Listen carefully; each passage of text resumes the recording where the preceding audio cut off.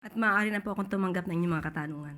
Para po sa unang katanungan, Maris Umali, GMA7. Good afternoon na ma'am.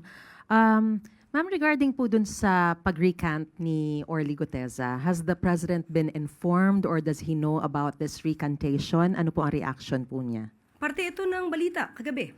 So hindi naman po nahuhuli ang Pangulo sa mga balita. At wala siyang reaksyon na ibinigay sa atin. But does the President believe that the recantation could have been compromised or could have compromised the credibility or the integrity of the investigations of the Senate and the Ombudsman into the flood control scandal? Ang nais naman po ng Pangulo ay laging ayon sa batas, hindi gawa-gawang ebidensya. Kung totoong mapapatunayan na siya ay gumawa lang ng mga kwento, hindi naman din ito makakabuti sa pagpupursu sa mga tao na dapat na managot. So ang kailangan po ng pamahalaan, kailangan ng ombudsman, kailangan ng DOJ, ng mga investigating bodies natin ay totoong salaysay. So kung sila naman po ay magsasabi ng kwento, salaysay na walang katotohanan, mas makakasira siya sa paghabol sa mga tao na dapat na managot. Mas hindi siya magiging epektibo. Ma'am, saan na po hahantong ang flood control scam investigation? Tuloy-tuloy pa rin po. At ang ombudsman, ang sabi po niya, ang Office of the Ombudsman, pati naman po ang DOJ, ay tuloy-tuloy sa pag-iimbestiga.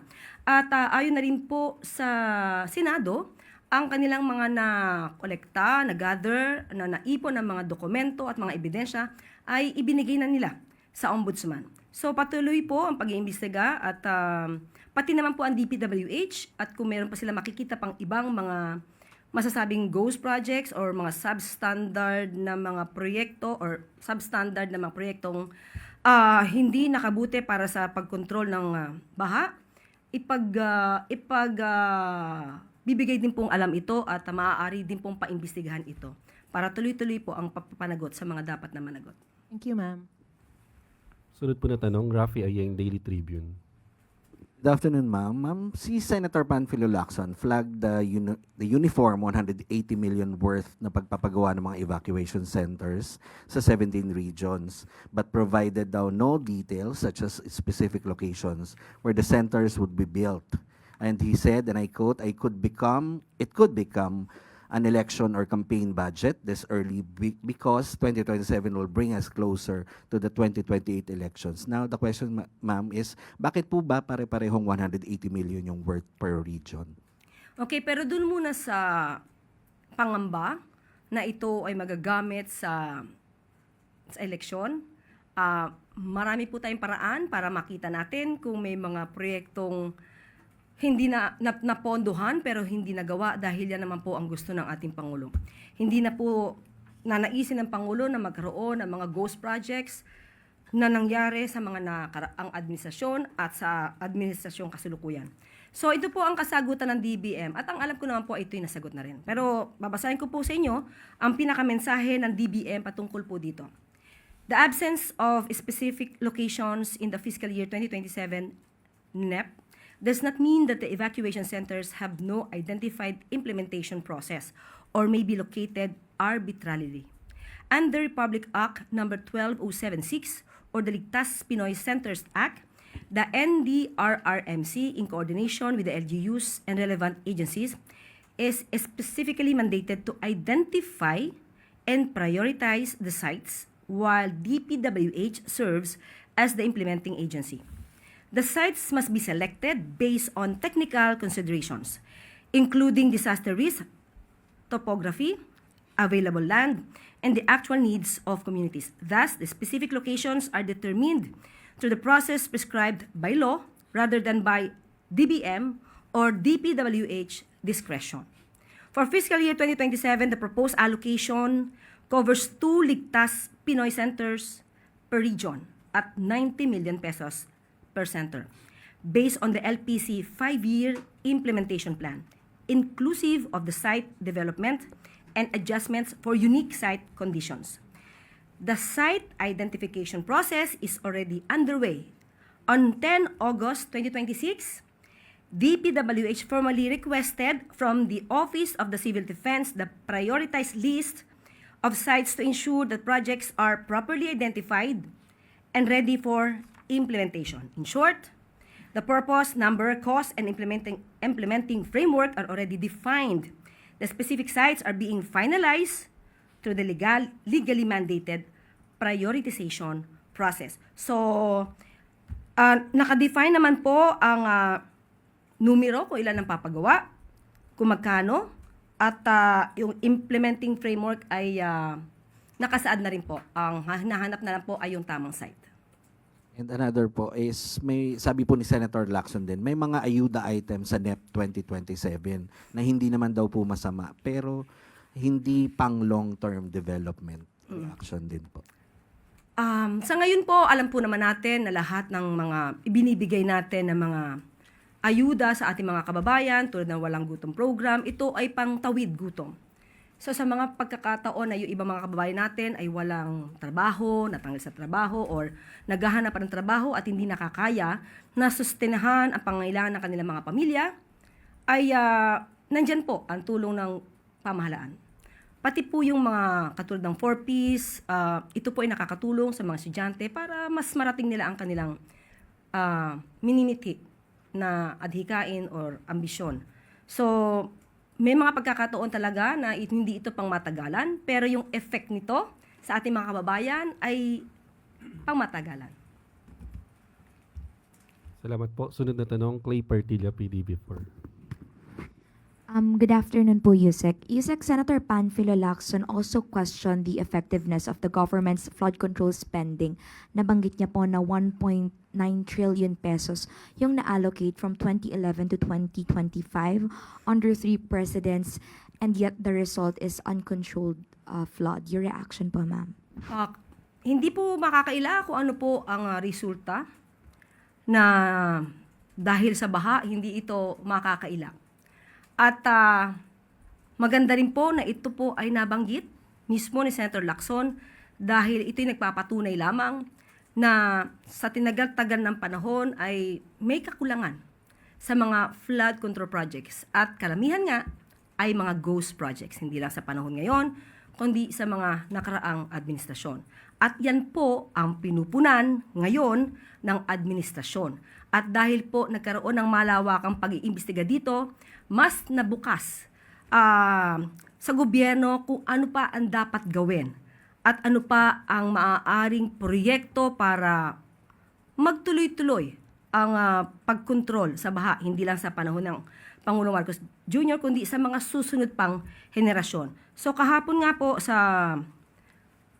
situation briefing, napag-usapan din po na nakita po ng Pangulo na in a way, kahit papano po, yung paunang mga programa ng Pangulo patungkol sa kontrabaha ay nagkaroon ng magandang resulta.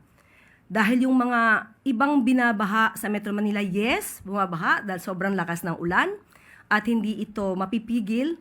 Pero nakita po yung bilis ng paghupa ng tubig ulan. At yun po ang gustong mangyari ng Pangulo sa iba pang lugar dito sa Pilipinas. At pinag-usapan nga dito dahil yung iba mga culvert ay napakaliit at ito po ay gawa pa ng post-World War II.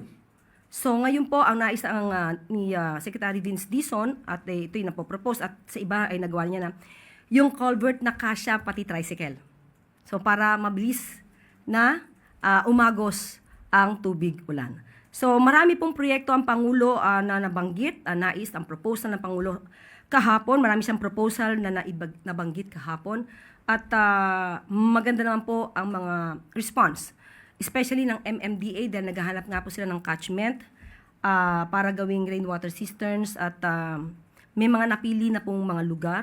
At mamaya ay hahanapin natin at hinihingi po ako mismo ng listahan itong 30 sites. And ma'am, another question po. Nabanggit po kanina ni President Marcos yung garbage problem na bumabara nga po sa mga pumping station.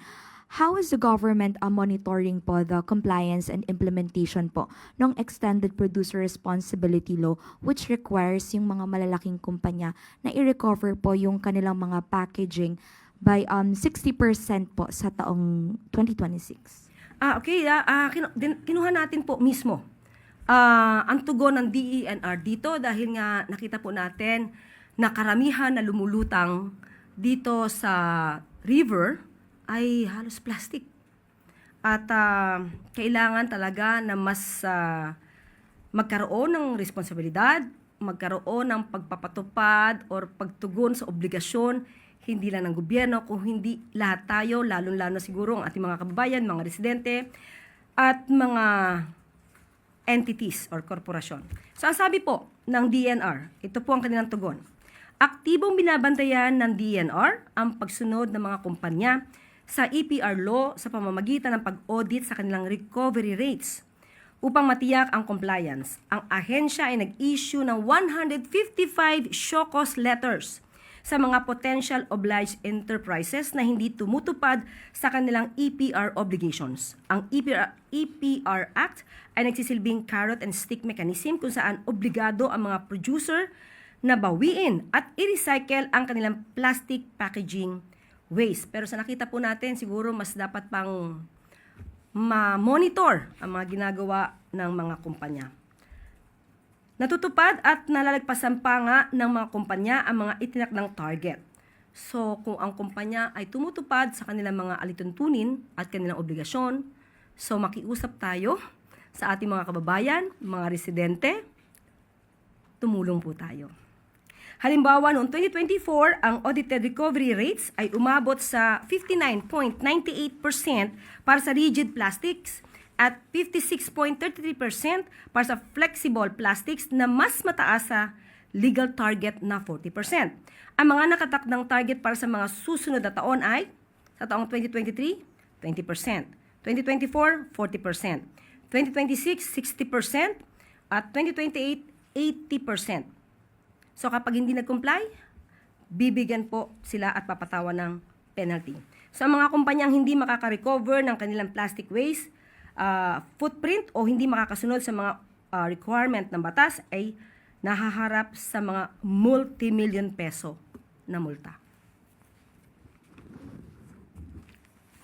Follow-up question, Samuel Medinilla. Good morning, ma'am.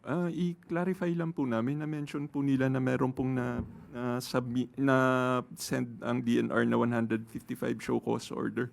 May company po ba na parang na-penalize na ng DNR for violation ng provisions ng EPR law? Sa ngayon, Sam, ito pa lang ang ibinigay sa atin, numero na 155, pero siguro mamaya itatanong namin kung may kumpanya na tumugon dahil ang ulat ng DNR ay nag-issue sila ng 155 show cause letters. So, tatanong ko kung dapat na bang banggitin yung mga kumpanyang ito o dapat hindi muna. So, tatanungin muna natin sa DNR, kay Secretary Cuna, kung pwede naming isiwalat kung ano mga kumpanya ito. Last na lang po. Na-mention rin po nila kanina na carrot and stick method po yung ginagamit ng EPR law. Meron po bang mga companies naman na parang nabigyan ng, recognized ng DNR na parang Sumunod. nag-exceed dun sa kanilang target? Yes. Okay, mamaya din ay hihingi natin kung meron silang kopya ng mga kumpanya dahil definitely, ang mga kumpanya naman na sumusunod ay dapat na ma-recognize. So, ibibigay po namin sa inyo kung ano yung mga kumpanya kasi pag good news, mas mabilis ibigay. Pero kung mga maaapektuhan na kumpanya, tingnan po natin kung maibigay agad namin ang mga pangalan na ito. Thank you po. Sunod na tanong, Heidi Sampang, FEBC. Good afternoon, Yusek. On another topic lang po, sa second quarter survey po ng Okta Research, tumaas po yung self-rated poverty from 35% noong March, naging 39% po nitong July. And nag-increase din po yung mga families na nakaranas ng gutom from 17% to 21%. Ano po yung nakikita dito ng palasyo na pangunahing dahilan ng pagtaas? And masasabi po ba natin na indicator po ito, Yusek, ng hindi nagiging epektibo or hindi po nakakaabot sa mga pamilya yung poverty alleviation programs po ng administrasyon? Aalamin po natin kung saan po nanggagaling ang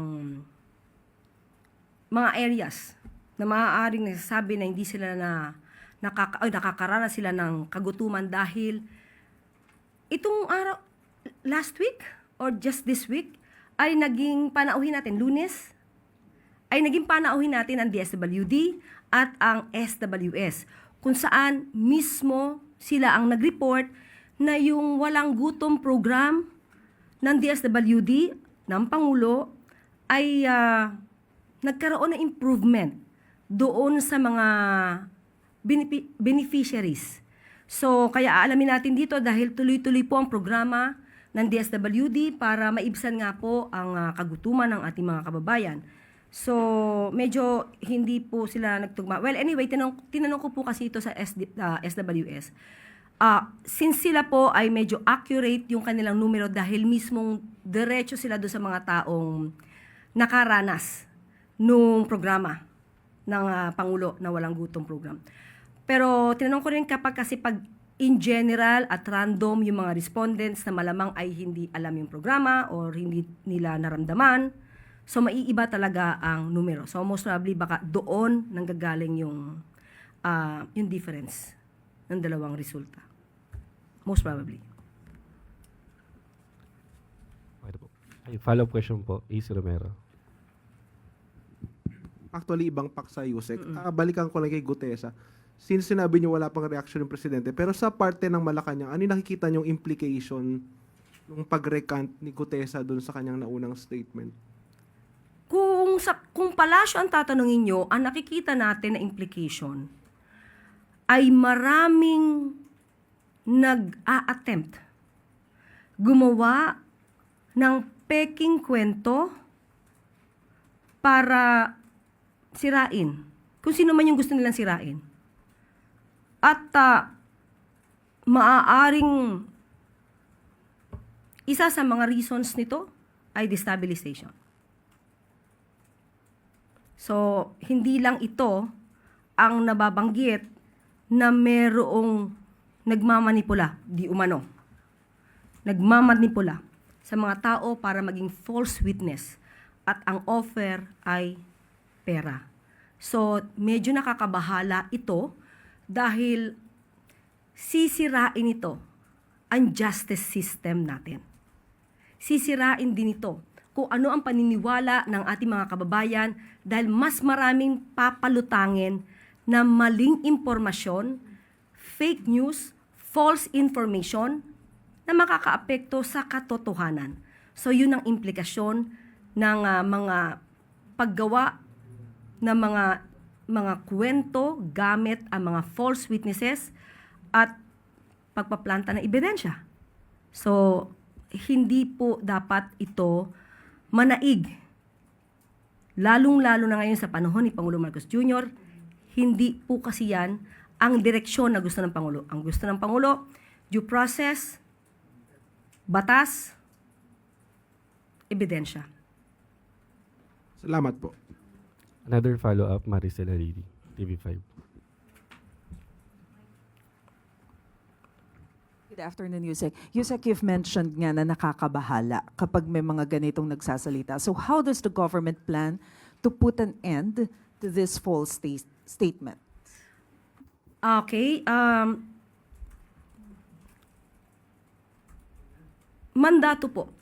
Mandato po ng mga investigating bodies.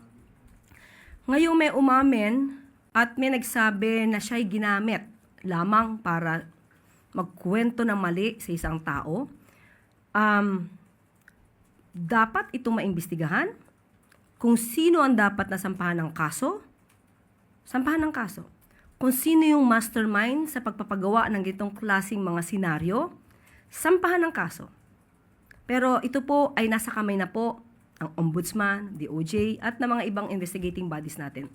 So, mandato po nila to, lalong-lalo na nakita natin.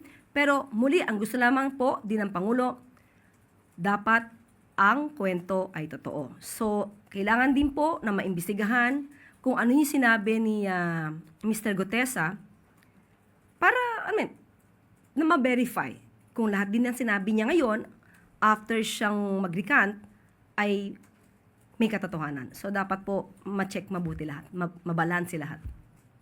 Yusek, ano pong gusto niyong sabihin dun sa mga especially yung mga gusto pang magsalita, especially particularly dito sa issue na to, para hindi na maulit yung mga false statements kung sakali. Bawat Pilipino, maaari naman tayong mabuhay sa normal na pamamaraan, sa legal na pamamaraan. Huwag tayong marahuyo, huwag tayong magpa-entice sa mga ino-offer na pera para lang manira ng taong maaaring inosente o maaaring walang kinalaman sa mga gagawin yung akusasyon dahil kumita man kayo, yung taong sinira nyo, hindi lang yung taon na yan ang masisira, kundi ang buong pamilya niyan, ang buong integridad niyan. Pero, ang nais din natin, kung meron naman ding may alam ng katotohanan, para ma-pin down, mapanagot ang dapat na mapanagot, maaari na rin po kayong lumabas at makipagtulungan sa gobyerno para yung mga tao na nakakaligtas, huwag na po natin paligtasin. Kung meron po talaga silang kinalaman, pagtulungan na po ng lahat para mabigay lahat ng ebidensya para makasuhan sila. So yun naman po. Pero muli dapat po totoong kwento at hindi gawa-gawa. Marami pong salamat. Wala na pong katanungan. Balik na po sa Yusek. Maraming salamat. At bago tayo magtapos, kaninang umaga ay tumungo si Pangulong Ferdinand R. Marcos Jr. sa Pasay City upang personal na mag-inspeksyon sa Tripa de Galina Pumping Station. Bunga ng patuloy na monitoring, batid ng Pangulo ang perwisyong dulot ng matinding pagbaha sa mga mababang lugar. Ang sanhi, ang pag-apaw ng ilang estero at catchment area dahil sa malakas na buhos ng ulan na pinalalapa ng naipong basura at ibang debris. Dahil dito agarang ipinag-utos ng Pangulo sa DPWH na ipagpatuloy ang paglilinis ng mga daluyan ng tubig sa tulong ng Oplan Kontrabaha at Bayanihan Sistero Program. Inatasan din ng Pangulo ang ahensya na tapusin ang pag-upgrade sa Tripa de Galina Pumping Station upang pabilisin ang paghupa ng tubig sa mga kalapit na komunidad. Taong 1976 pa ginawa ang nasabing pasilidad kaya napapanahon ng i-upgrade ito. Papalitan na ang mga lumang pump para pataasin ang kapasidad nito na magpaagos ng tubig at gawing mas energy efficient ang operasyon ng pasilidad. Maglalagay din ng automated trash rakes para maiwasan ang pagbara ng waterways dahil sa mga naipong basura. Makakaasa naman ang taumbayan na patuloy ang pagtutulungan ng MMDA, DPWH at DENR upang protektahan ang ating mga komunidad laban sa baha. Ongoing ang pag-deploy ng mobile at relief pumps para pabilisin ang paghupa ng tubig, gayon din ang paglilinis ng waterways at pagsasaayos ng pumping stations. Tinidiyak din ng mga ahensya na sapat ang supply ng kuryente sa pumping stations para suportahan ang automation ng mga ito.